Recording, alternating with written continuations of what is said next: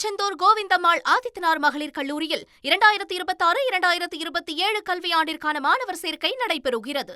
IPL இறுதிப் போட்டி இன்று இரவு நடைபெறும் நிலையில் ராயல் சேலஞ்சர்ஸ் பெங்களூரு மற்றும் குஜராத் டைட்டன்ஸ் அணிகள் மோத உள்ளன. இரண்டாவது முறையாக கோப்பையை கைப்பற்றப் போவது யார் என்ற எதிர்பார்ப்பு கூடுதலாகவே எழுந்துள்ளது. இது தொடர்பான கூடுதல் விவரங்களை வழங்க இணைகிறார் எமது செய்தியாளர் Manikandan. Over to you Manikandan. IPL போட்டிகளை பொறுத்தவரையில தொடக்க ஆண்டிலிருந்து ஒரு லிமிடெட் ஓவர் கிரிக்கெட் ஃபேன்ஸ்களுக்காக உருவாக்கப்பட்ட ஒரு கிளப் மேட்சாக மாற்றி அமைக்கப்பட்டிருந்தது.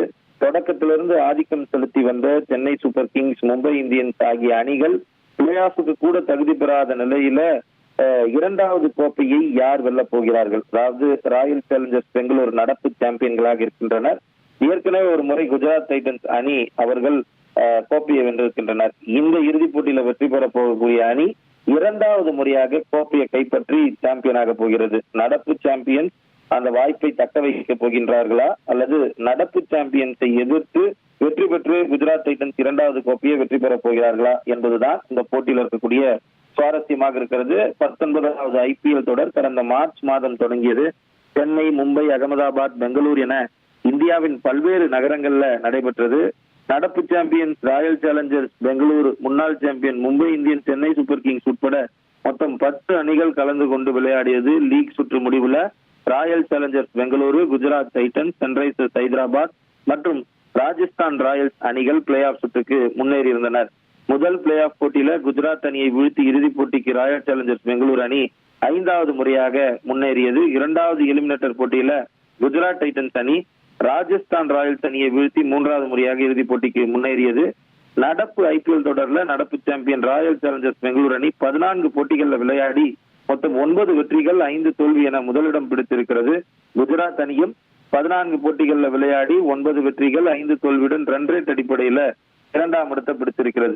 இதுவரையில 2 முறை குஜராத் அணி இறுதிப் போட்டிக்கு முன்னேறியுள்ள நிலையில ஒரு முறை சாம்பியன் பட்டத்தை கைப்பற்றி இருக்கிறது. அந்த 2வது முறை போட்டி 2023ஆம் ஆண்டு அகமதாபாத்ல நடைபெற்ற இறுதிப் போட்டி.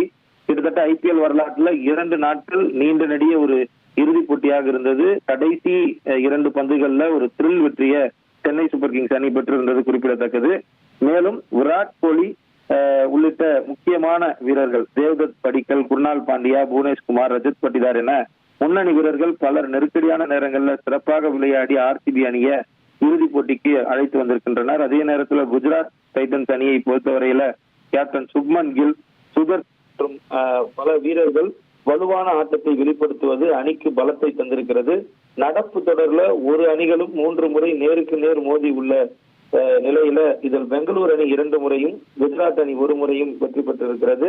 இன்று இரவு 7:30 மணிக்கு அகமதாபாத் மைதானத்தில் நடைபெறும் இந்த இறுதிப் போட்டியில வென்று யார் இரண்டாவது முறையாக கோப்பையை கைப்பற்ற போகிறார் என்ற எதிர்பார்ப்பு ரசிகர்கள் மத்தியில எழுந்திருக்கிறது.